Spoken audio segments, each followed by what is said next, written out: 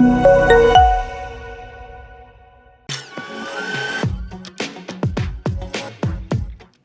buddies, welcome back to the another session. We'll discuss daily practice and fitness importance.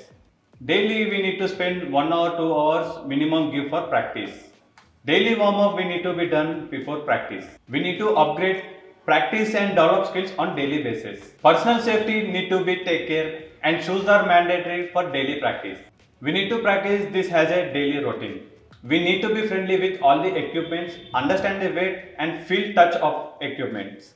Wherever we travel, we need to carry all the equipments and practice without skipping. Don't miss daily practice. Self-record your practice move, check and rectify and practice for perfectness. Learn from your own mistakes. Flair bartending is all about practice. Spend more time to become a professional flair bartender. Passion, patience and dedication a must essentials for a flair bartender. Without music, we should not practice and plan choreography.